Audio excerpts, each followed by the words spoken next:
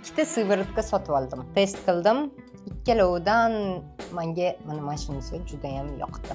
Bu ham yomon demayman, lekin ikkalovini vыбор qilganda mana shuni ikkinchi marta sotib olardim.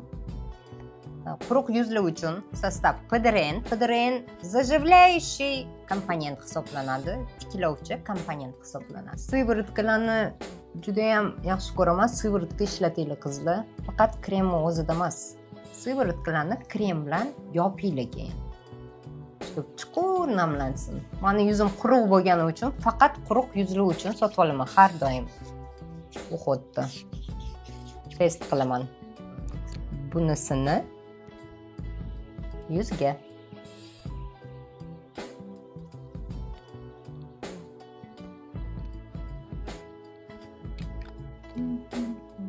oynam yo'q mani qizlar. Uxot qilganda bo'yin dekolte esdan chiqmasin.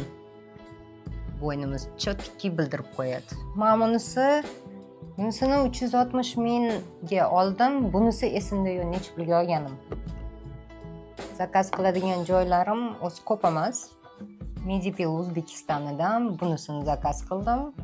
Bir xillarini Bloomdan olaman. Qizlar bilaman, profilini hammani ham cho'nchaga ko'tarmaydi. Hammada ham возможности yo'q. Lekin menga qizlar yozadi, hamyonbop bo'lgani bilan yaxshi ishlaydigan kosmetika olishga harakat qilaman. Olib test qilib ko'rishga. Endi juda ham arzon kosmetika olmayman, to'g'risini aytaman. Mana buni ham ko'rsatgan edim o'tgan gal, молочко. Krem o'rniga, chunki bu sivaratka juda ham plotniy bo'lgani uchun krem o'rniga молочко suraman.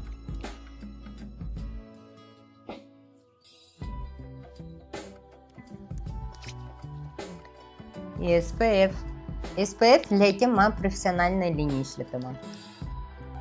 Mass marketingini to'g'risi SPF hali ishlatib ko'rmadim. Ko'p tushirib yubordim har doimgidek. Menga qizlar mass marketda olib chiqishimiz sababi ko'p ayollar yozadi, bizning sharoitim yo'q deb qimmat kosmetika sotib olishga.